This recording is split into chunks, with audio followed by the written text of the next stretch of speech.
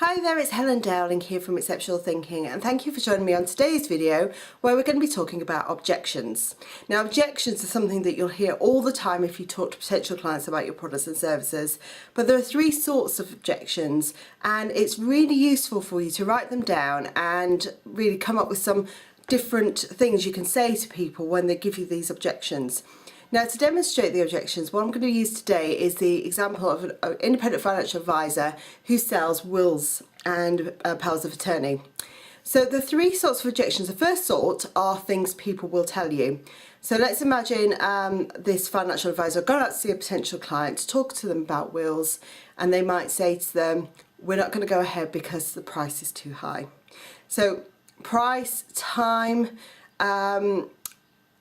got too much on, things like that are things people will tell you. So they're objections that people will use, but they'll be open and honest with you, and they'll tell you that that's what's stopping them. But there are two different other sorts of objections people might give you as well that they may not be so open and honest with. So the second sorts of objections are things people know but won't necessarily tell you. So in our example of an independent financial advisor, things like this might be that they've heard some bad things about you as a financial advisor, that they think wills are a waste of time. So things like that are things that they're consciously aware of but they won't actually tell you. And then the third sorts of objections are things people don't even know themselves. So in our example, it could be that someone's secretly scared of dying, and as a result it's going to stop them going ahead with creating a will for their family because of that objection.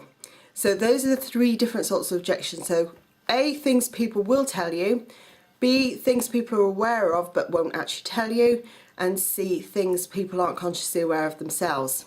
So what it's worth you doing is actually writing down as many different things you can think of in each of those three categories, and then coming up with different things you can say to those people to reassure them when they start talking about those different sorts of objections. So let me give you an example.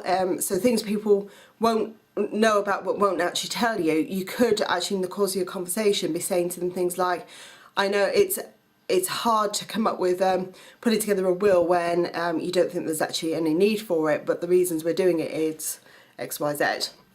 And so that you're addressing that objection even though they may have not consciously brought it up with you. So the more you can sit down and write those objections, the better forearmed you will be, and you'll be able to address those objections when you go to a sales meeting.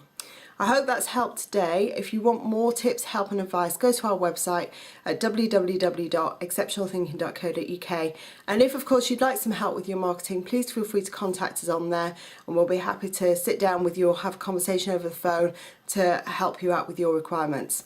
Look forward to hearing from you. Thanks for listening, and bye for now.